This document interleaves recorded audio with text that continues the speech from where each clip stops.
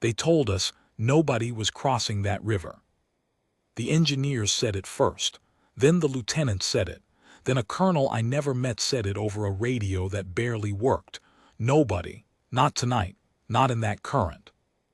And then Doc picked up her aid bag, slung it across both shoulders so it sat tight on her back, and walked down to the water like she was going to check the temperature. I want you to understand something before I tell you the rest. I've been carrying this story for a long time, years, and every time somebody asks me about the war, this is the one that comes out, even when I try to tell a different one. So I'm just going to tell it the way it happened. Slow. The way you'd tell it sitting on a porch at night with one light on. Her name was Doc. That's what everybody called her. Her real name was Hospitalman 3rd Class Renza Ackefer, and she was the Navy corpsman attached to our Marine platoon, which is a thing people get confused about. The Marines don't have their own medics. The Navy lends them sailors, and those sailors patch us up and bleed with us, and we call every single one of them Doc, whether they're 19 or 40. Ours was 22. Skinny. Quiet in a way that made you think she was bored, until you saw her work. The valley was called Maraval. At least that's what was printed on the map. The locals called it something else that I never learned how to say right. It was a green place, greener than you'd expect from the way the news made everything over there look like sand. Steep hills, terraced fields, and down the middle of it ran the Kale, a river that for most of the year you could practically walk across on the rocks.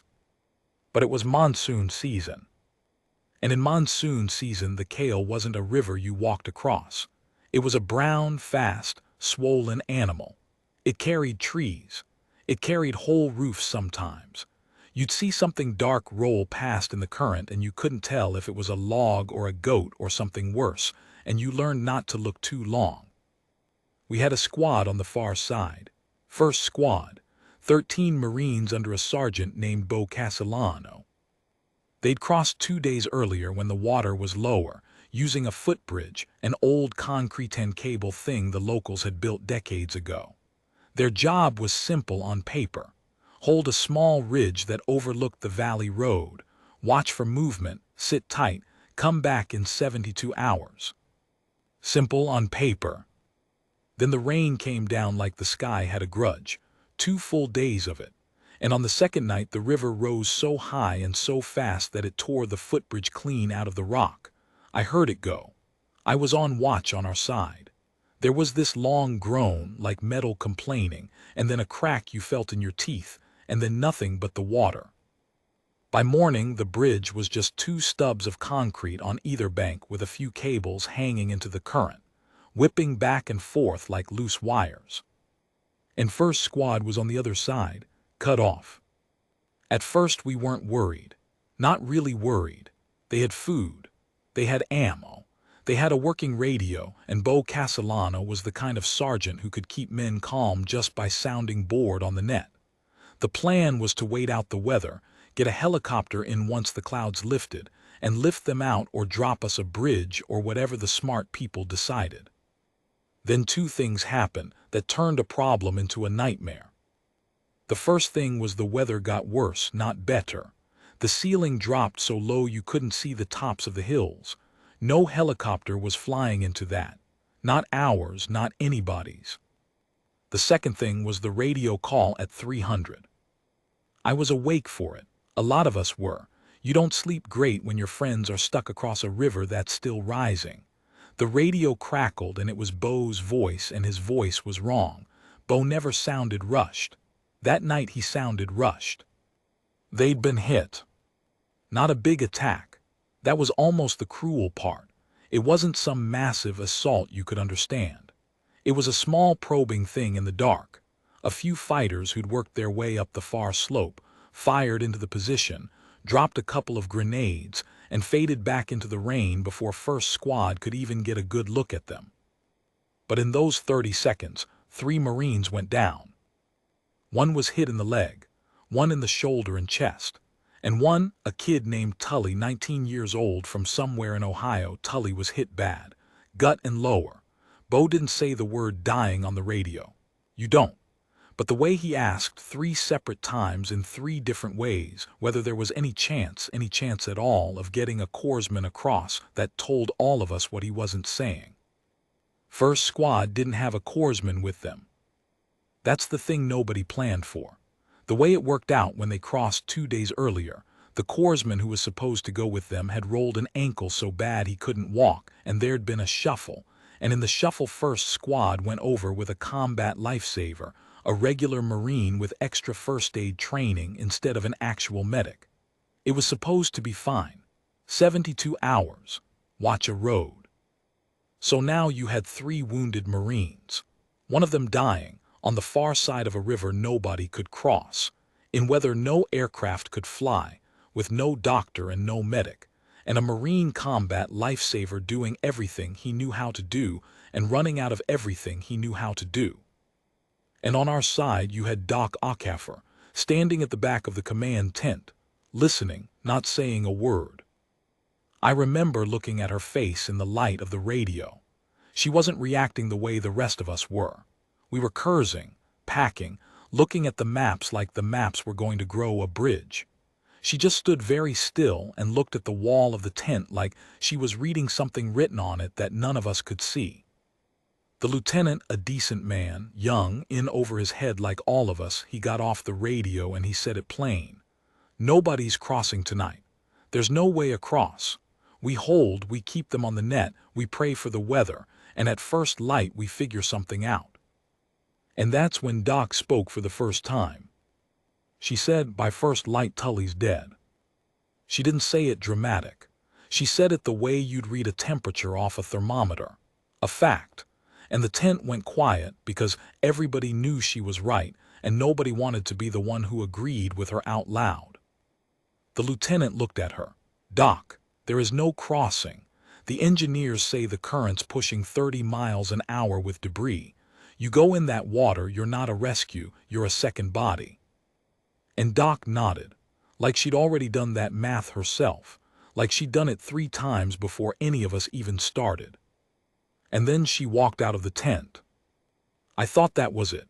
I thought she'd gone to get some air to deal with it, because sometimes that's all you can do, go deal with the fact that somebody's about to die and you can't do a thing. We all went and dealt with that in our own corners, more times than I want to count. But Doc didn't go to a corner. I went out a couple minutes later because I couldn't sit in that tent listening to Bo's voice get tighter on the radio. And I found Doc down by the bank, in the rain, with a coil of rope over her shoulder and her aid bag already on her back, looking at the water. That's the picture I can't get rid of. 22 years old, half my size, rain coming down so hard it was bouncing off the rocks, and she's standing at the edge of that black, roaring river, perfectly calm, like she's just figuring out the best place to step in. I said, Doc, what are you doing? And she said, and I'll never forget this, she said, math. I said, what math? She said, if I don't go, one of them dies for sure, maybe 3, she nodded at the river. If I go, maybe I die, maybe I don't, maybe I make it and they all live.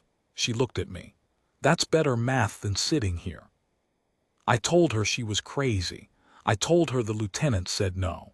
I told her the engineers said no. I told her every reason that everybody had already said. And she just kept looking at the water, like none of it had anything to do with her. Here's a thing about Doc that I should have told you earlier, because it's the thing that should have warned us. She never panicked. Not once.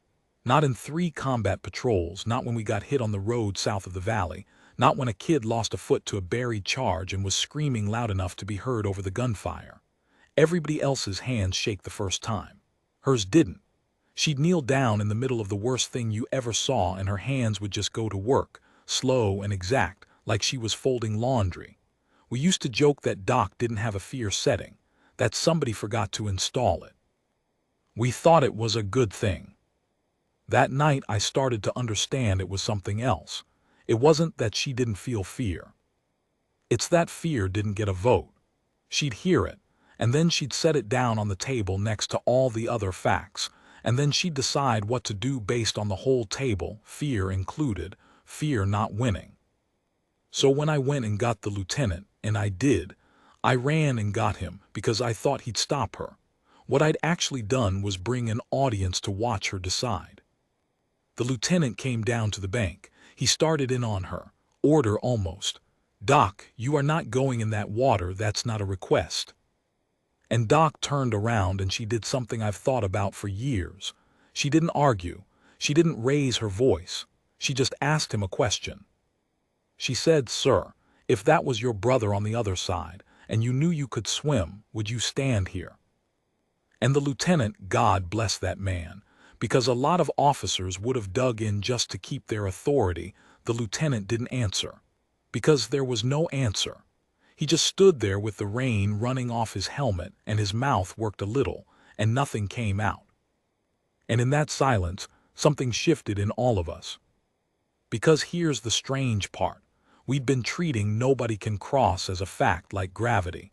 The engineers said it, so it was true. But Doc standing there with the rope, calm as a Sunday morning, made us realize it wasn't a fact. It was a prediction. And predictions can be wrong. Other guys had come down to the bank by now. Half the platoon, maybe. Word travels fast when somebody's about to do something insane. And I watched their faces, and I watched the thing happen that I still don't fully have words for. We stopped trying to stop her. We started trying to help her. It wasn't a decision anybody announced. It was just 1 second we were a group of men telling a young woman not to die, and the next second we were a group of men figuring out how to keep a young woman alive, while she did the thing she'd already decided to do. Somebody ran for more rope. Somebody started rigging an anchor point on the concrete stub of the old bridge, the one piece of solid rock left on our bank. Hodges, our biggest guy, a former lineman from Texas, started talking about angles and current like he'd done river rescue his whole life, which he hadn't, but you'd have believed him. And Doc let us help. That was the smart part and the human part. She didn't say, "I don't need you." She'd already figured out she did. She brought the rope precisely because she'd done the math, and the math said her chance went from terrible to merely bad if she had men on a line who could haul her back. She just needed us to catch up to a decision she'd made an hour ago. The plan we put together was rough. We had maybe 200 feet of rope total, knotted from 3 coils. We anchored one end to the concrete stub on our side. The other end Doc tied around herself. A real harness, the kind the climbers use, that she made out of a single piece of webbing with a knot Hodges showed her, because Hodges turned out to actually know one useful thing about climbing. The idea was she'd cross at an angle downstream, letting the current carry her toward the far bank while the rope kept her from being swept past it. Like a pendulum. If she got in trouble, she'd signal and 10 of us would haul. It was a bad plan. I want to be honest about that. River rescue people would have looked at our plan and put their faces in their hands. We didn't have the right gear, the right anchors, the right anything. We had rope and arms and a corpsman who wouldn't quit. But it was a plan. And a bad plan you act on beats a perfect plan you only talk about. While Hodges checked the knots, I knelt down next to Doc one more time. I had to say something. I don't know why I felt like it had to be me, but it did. I said, "Doc, you don't have to be the one. We could draw straws, somebody else." She cut me off gentle. She said, "Somebody else can swim a river. Nobody else can keep Tully alive when they get there." She tapped the aid bag. "It's not about who's brave, it's about who's useful." She looked at the water. "I'm the useful one, so it's me." And I think about that a lot. She didn't go in because she was the bravest. She went in because she was the only one whose crossing would actually matter. The bravery was just the cost of being useful. She paid it without complaining, the way you pay for something you've decided you want. Then she checked her bag one last time. Tourniquets up top where she could reach them blind. Combat gauze. Chest seals, that was for the chest and shoulder guy. She knew their wounds. She'd been listening on the radio the whole time, taking inventory, building the kit in her head before she ever touched the rope. She looked back at all of us standing there in the rain, soaked, scared, useless, and desperate to be useful. And she didn't give a speech. She wasn't a speech person. She just said, "Don't let go of the rope." And she stepped into the river. I have tried for years to describe what it looked like, and I always come up short, so I'll just tell you what I saw and you can fill in the rest with your own fear. The second she was past the rocks, the river took her. Not gently. The current hit her like a truck. One moment she was wading, knee-deep, careful, and the next moment the brown water had her up to the chest and she was gone off her feet, swept downstream so fast the rope snapped taut and the whole line of us staggered forward a step from the pull of it. She went under. I will tell you, that first time she went under, my heart stopped. The water closed over her head and there was just the rope, cutting a line through the current, vibrating like a guitar string, and for 2 seconds, 3, there was no dock, there was just the river. Then her head broke the surface, and I heard her cough, and I started breathing again. The plan was working, sort of. The current was pushing her and the rope was holding her angle, so instead of being washed straight downriver, she was being dragged in an arc, out and across, toward the far bank. But working is a generous word. She wasn't swimming so much as surviving. The water threw her around. Debris came at her. I saw a branch the size of a man rush down and she got an arm up just in time and it caught her and spun her, and the rope sang under the load and Hodges roared, "Hold," and we held. All 10 of us, heels dug into the mud, leaning back like we were in a tug of war with the whole valley. The aid bag was the problem and the point, both. On her back it caught the water like a sail. It dragged her down, slowed her, made every second harder. Any sane person would have cut it loose to save themselves. But that bag was the entire reason she was in the water. Without it, she was just a body getting across a river for no reason. So she kept it. She fought the river with 30 extra pounds on her back because those 30 pounds were the only thing that made the crossing worth a single thing. She went under 3 more times that I counted, maybe more. The 4th time, she stayed under too long. I want you to understand the timing of fear. You can hold your breath in your own bathtub for a long time and feel fine. But when you're watching somebody you die for disappear under a black river, 2 seconds is forever. 4 seconds is a lifetime. And she was under for what felt like 10. The rope had gone slack. That's the detail that still wakes me up sometimes. The rope went slack, which meant she wasn't pulling against it, which meant either she'd reached a calm spot or she'd stopped fighting. Hodges started hauling. We all did. We pulled that rope hand over hand, hauling her back toward us, away from the far bank, ruining the whole crossing, because in that moment none of us cared about the crossing anymore. We just wanted her out of the water alive. The crossing could go to hell. We'd find another way. We just needed her to be a person again instead of a weight on the end of a rope. And then the rope came alive in our hands. She'd surfaced. She'd found the bottom. She was close enough to the far bank now that her feet had touched rock, and she was hauling herself up, and the slack we'd been pulling she now used, climbing it hand over hand, dragging herself out of the current and onto the far rocks on her hands and knees. She'd made it. I heard the whole platoon make a sound I'd never heard a group of Marines make before. It wasn't a cheer. It was something rawer than a cheer.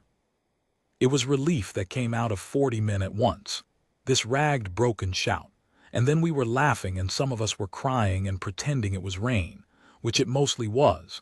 And on the far bank, a soaking wet 22-year-old corpsman got to her feet, swayed, steadied, and started, running up the slope toward first squad's position with the aid bag still on her back. She didn't even look back at us. That's the thing. She didn't stop to celebrate that she'd survived the river. She'd already filed that under done and moved on to the next problem. There were 3 wounded Marines up that hill, and one of them was running out of time, and the river had only ever been in her way, never her destination. We found out later, from the men of First Squad, what happened when she came over the top of that slope. Tully was the gutshot kid, the one Bo couldn't bring himself to call dying. They had him laid out under a poncho, and the combat lifesaver, a corporal named Rays, who'd been keeping Tully alive with his bare hands and his fear and everything he had for 2 hours. Rays was at the absolute end of what he knew. He'd packed the wound. He'd done everything the cards said. And Tully was slipping, going gray, going quiet, and there was nothing left in Rays's training to try. And then a soaking wet stranger came out of the dark and the rain, and dropped to her knees beside the kid, and her hands started moving. Rays said he'd never forget it. He said for 2 hours he'd been alone with that kid's life in his hands. No doctor, no medic, just him and a first aid card. And then suddenly there were these other hands, fast and sure and unafraid, and a calm voice asking him exactly the right questions. And for the first time since the firefight, he wasn't alone with it anymore. He said the word that came out of his mouth wasn't even a word. He said he just started saying doc, doc, doc, like it was a prayer, because that's what it was. She worked on Tully first. She'd known she would. She'd built the kit for him on our side of the river in her head before she ever touched the water.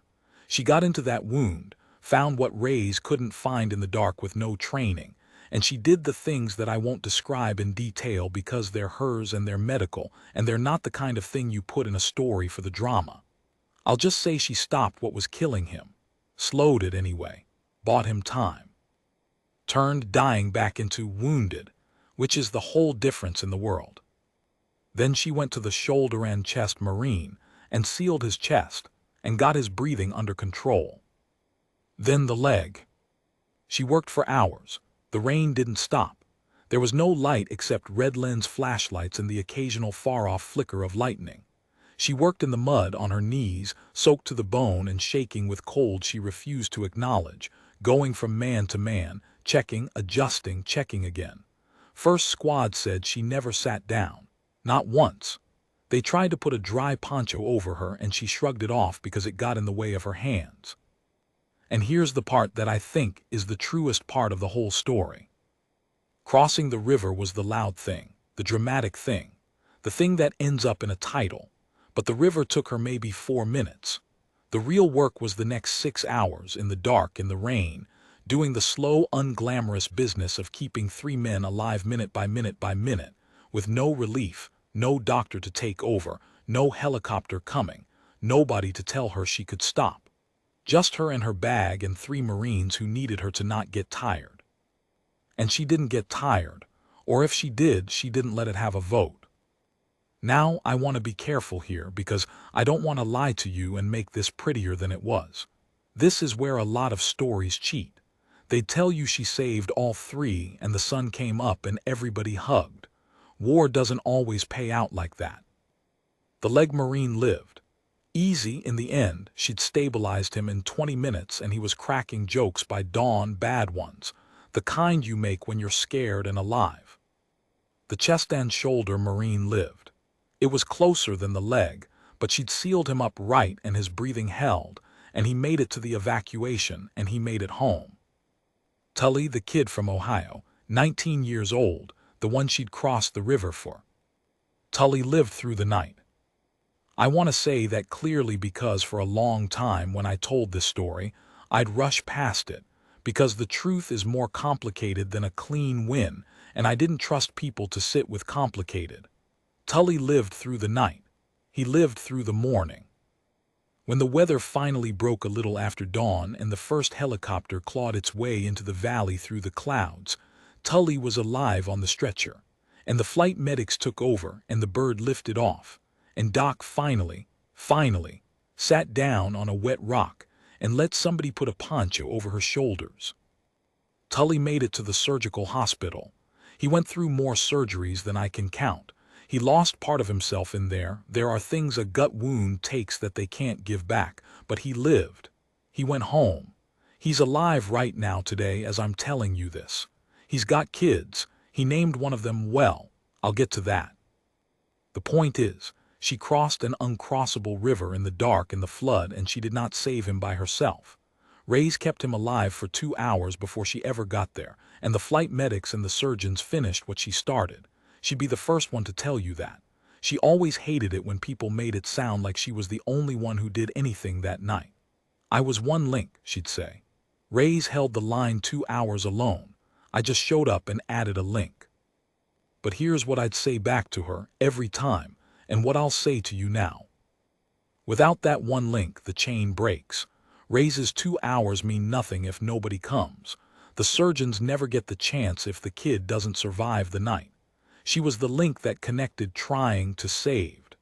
She was the thing everybody said was impossible, walking up out of a black river with a bag on her back. The rope, by the way, we left anchored. After she crossed, with the line still rigged from bank to bank, we figured out how to use it. Once the worst of the night was over and the water dropped a few feet near dawn, we ran supplies across on that line, and later, when the bird came, we got the rest of First Squad and their gear back over using the crossing she'd made. Her 4 minutes in the water became the bridge for all of them. One person did the impossible thing once, and after that it wasn't impossible anymore. That's how it usually goes, I've found. Somebody has to be first into the water. Doc didn't get a medal that night. She got pneumonia. I'm not joking. 6 hours in a cold flood and then 6 more hours soaked through in the rain, and she came down with something nasty in her lungs and spent the next 2 weeks half flat on a cot, furious that she couldn't work. That's the part they leave out of the movies. The cost doesn't always look heroic. Sometimes it looks like a young woman coughing on a cot, mad about a sick day. Medal came later. Months later, the way those things do after the paperwork and the statements and the witnesses. And there were a lot of witnesses because 40 of us watched her do it. I had to give a statement. I sat in a small room and a serious officer asked me to describe exactly what I saw, and I told him the truth. And at the end he was quiet for a second and then he said, "And the engineers had assessed the river as uncrossable." And I said yes. And he said, "And she crossed it." And I said yes. And he wrote that down, and I remember thinking that's the whole story right there in 2 lines. They said no one could cross. She crossed. She didn't like the medal ceremony. She told me afterward it felt wrong to stand up there and get a piece of metal pinned on her chest when the river was just a thing she'd had to get through. And the real work, the hours on her knees in the mud, didn't have a medal you could pin on it. She said if they wanted to give somebody something, give Ray's something, because Ray's did the part nobody talks about, the lonely part, the holding on with no help part. They gave Ray's something too in the end. She made sure of it, wrote letters, wouldn't drop it. That's the kind of person she was. She'd cross a river for a stranger and then fight a 6-month paperwork battle to make sure the other guy got credit. Same instinct, really, just useful in 2 different directions. I stayed in touch with a lot of those guys over the years. We have a group thread now, which is a funny thing for a story that starts with a rope and a flood to end with. And every so often somebody posts the date, the anniversary of that night, and nobody says much. We just all kind of check in. Still here. Still here. Still here. Tully's still here. The kid from Ohio. I told you he named one of his children. He's got 3. And the middle one, his daughter, her middle name is Renza, after Doc, after the corpsman who came across the river for him when everyone said no one could. He told me once that he doesn't remember much from that night. He was too far gone, but the one thing he remembers is hands. Cold, sure hands, and a calm voice in the dark telling him he wasn't going to die tonight. He said for a long time he thought he'd dreamed it. Then he met Doc at a reunion years later and recognized the voice before he recognized the face, and he said it was like meeting someone from a dream who turned out to be real.